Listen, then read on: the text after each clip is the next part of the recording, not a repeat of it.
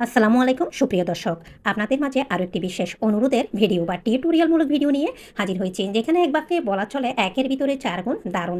যেমন 2 ধরনের dark chocolate ganache তৈরি, সাথে রয়েছে সেই চকলেট দিয়ে চকলেট ক্রিম তৈরি, আরও রয়েছে হোয়াইট চকলেট গানাশ তৈরি। চলুন তাহলে দেখে নেওয়া যাক কীভাবে আজকে এই টিউটোরিয়ালমূলক ভিডিওটা, বিশেষ অনুরোধের ভিডিওটা শেয়ার করলাম। শুরুতে আমি 100 gram dark chocolate, Bluebell dark chocolate যেটা, সেটা নিয়েছি গ্রেড করে।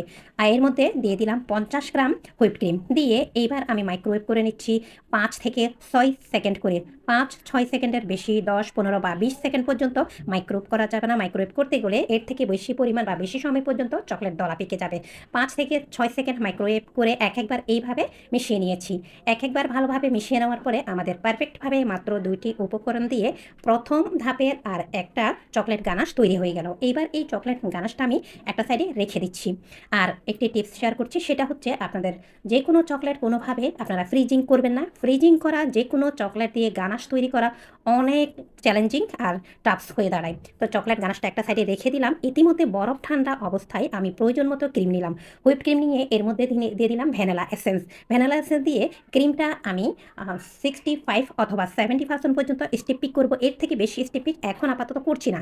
যখন আমরা এই ক্রিমের মধ্যে চকলেট গানাশটা অ্যাড করব, তখন ক্রিমটা আমরা 80% অথবা 70% পর্যন্ত বিট করে নর্মাল ফ্রিজে রেখে দেবো। ইলেকট্রিক বিটার দিয়ে 100% পর্যন্ত বিট করে নর্মাল ফ্রিজে রাখলে সেই ক্রিমটা প্রচণ্ড টাইট হয়ে যাবে। পরবর্তী সময়ে কেক ডেকোরেশন করা যাবে না। তার উপর যদি চকলেট গানাশ ইউজ করি তাহলে তো কথাই নেই।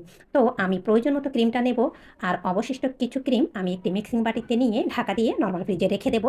এই যে আমি যে ক্রিমটা নর্মাল ফ্রিজে রাখবো, সেটা নর্মাল ফ্রিজে রাখতে হবে। প্রচণ্ড গরমে এই ক্রিমটা পাশে রেখে অন্য ক্রিম দিয়ে কাজ করা যাবে না, কারণ কাজ করতে করতে পাশে রাখা ক্রিমটা আমাদের দেখা যাবে ফেনা হয়ে যাবে, নরম হয়ে যাবে। তো কথা বলতে বলতে ইতিমধ্যে আমি চকলেট ক্রিম তৈরির জন্য 1 টেবিল চামচ পরিমাণ দিয়ে দিলাম আগে থেকে তৈরি করা চকলেট গানাশ, আর বেকারি স্টাইলে ফ্লেভারটা পাওয়ার জন্য এর মধ্যে দিয়ে দিলাম চকলেট ইমালশন দিয়ে শুধুমাত্র 75 অথবা 80% পর্যন্ত বিট করে এবার নর্মাল ফ্রিজে রেখে দেবো 15 থেকে 20 মিনিট। ওই যে বললাম, অতিরিক্ত বা 100% পর্যন্ত যদি বিট করে নর্মাল ফ্রিজে রাখি, পরবর্তী সময়ে ডেকোরেশনের পরে দেখা যাবে ক্রিমটা ওভারবিট অথবা টাইট হয়ে যাবে। এই তো এইবার দেখতে পাচ্ছেন এই কেকটা আমি শেক ক্রিম দিয়ে ডেকোরেশন করেছি। এইবার দ্বিতীয় ধাপে আমরা নিয়ে নিচ্ছি গ্রেট করা চকলেট। যত বেশি কুচি অথবা গ্রেট করে নেবেন চকলেটটা আপনাদের। এবারও আমি ডার্ক চকলেট নিয়েছি।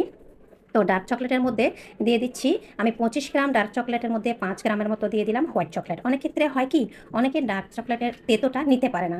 তার জন্য ফলে আমরা কিছুটা হোয়াইট মিল্ক চকলেট যেটা, সেটা ব্লুবেলের যেটা আমি সবসময় সেটাই ব্যবহার করি, সেটা দিয়ে দিলাম 5 গ্রাম। টোটাল 30 গ্রাম।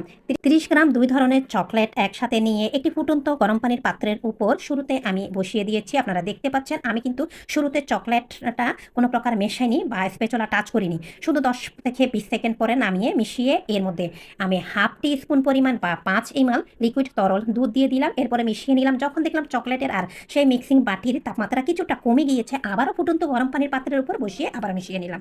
এইবার আবারও দিয়ে দিলাম হাফ টেবিল চামচ পরিমাণ মানে 5 ml হুইপ ক্রিম দিয়ে আবারও মিশিয়ে নিচ্ছি। যখন আবারও কিছুটা তাপমাত্রা কমে যাবে, আবারও ফুটন্ত গরম পানির পাত্রের উপর বসিয়ে দিলাম।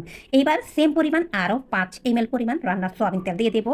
চাইলে পরিবর্তে আপনারা বাটারটাও অ্যাড করতে পারেন, আমি অনুমান করে দিয়ে দিলাম। এতে করে চকলেটটা অনেক বেশি গ্লসি আর শাইনি হবে। অনবরত ফুটন্ত গরম পানির পাত্রের উপর যদি আমরা চকলেটের বাটিটা বা পাত্রটা বসিয়ে রাখি, এতে করে আমাদের চকলেটটা খুব দ্রুত দলা পেকে যাবে। এই যে আমি রান্নার সয়াবিন তেল ব্যবহার করে বা বাটার ব্যবহার করে যে চকলেট গানাশটা তৈরি করেছি, এটা দিয়ে কিন্তু কোনোভাবে আপনারা হুইপ ক্রিম তৈরি করতে পারবেন না। শুধুমাত্র কেক ড্রিপিং আর কেকের লেয়ারে এই যে আমি যেভাবে দিচ্ছি ঠিক সেভাবে ব্যবহার করতে পারেন। গানাশ হিসাবে চকলেট কেক কভার করতে পারেন, কিন্তু আপনারা কোনোভাবে এই চকলেট গানাশ দিয়ে হুইপ ক্রিম তৈরি করতে পারবেন না। কারণ হচ্ছে সেখানে আমরা রান্নার সোয়াবিন তেল ব্যবহার করেছি। আপনারা যদি কোনোভাবে হুইপ ক্রিমে ব্যবহার করতে চান, সেক্ষেত্রে অবশ্যই আপনাদের রান্নার সোয়াবিন তেলটা ইগনোর করতে হবে। তো সেমভাবে আবারও আমি নিয়ে নিলাম গ্রেট করা হোয়াইট চকলেট। এই হোয়াইট চকলেটের মধ্যে যতটুকু হোয়াইট চকলেট নিয়েছি ঠিক তার অর্ধেক পরিমাণ হুইপ ক্রিম দিয়ে দিলাম। দিয়ে এইবার আমি আবারও ফুটন্ত গরম পানির পাত্রে একটু বসিয়ে দিলাম। বসিয়ে যখন দেখলাম কিছুটা আটিসহ চকলেটের মধ্যে কিছুটা তাপমাত্রা পৌঁছে গিয়েছে, তখন আমি ফুটন্ত গরম পানির পাত্রটা সরিয়ে নিচ্ছি। ওই যে বললাম, শুরুতে কিন্তু এর মধ্যে কোনো প্রকার মেশামেশি অথবা স্প্যাচুলা টাচ করা যাবে না। এতে করে চকলেট থেকে ক্রিম ছাড়তে শুরু করবে। এইবার আবার ভালোভাবে মিশিয়ে নিচ্ছি। খুব সহজভাবে চকলেটটা আমরা চকলেট টপার বানিয়ে নিলাম। আর আমি সবসময় ব্লুবেলের যে চকলেট রয়েছে, ডার্ক চকলেট অথবা হোয়াইট চকলেট, সেটাই ব্যবহার ব্যবহার করে থাকি। অত্যন্ত গুরুত্বপূর্ণ একটি টিপস শেয়ার করি, যেটা ভিডিওর মধ্যে এর আগে আমি শেয়ার করেছি কিনা আমি ভুলে গিয়েছি ভয়েস ওভার করতে করতে।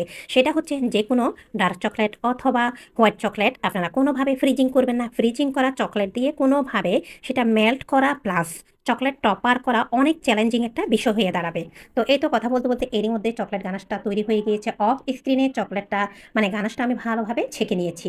আপনারা অবশ্যই এটা যখন ক্রিমে ইউজ করবেন সেটা ঠান্ডা হতে হবে, রুম টেম্পারেচারে থাকতে হবে। আপনারা চাইলে কেক ডেকোরেশন বা কেকটা ডিপিংও করতে পারেন।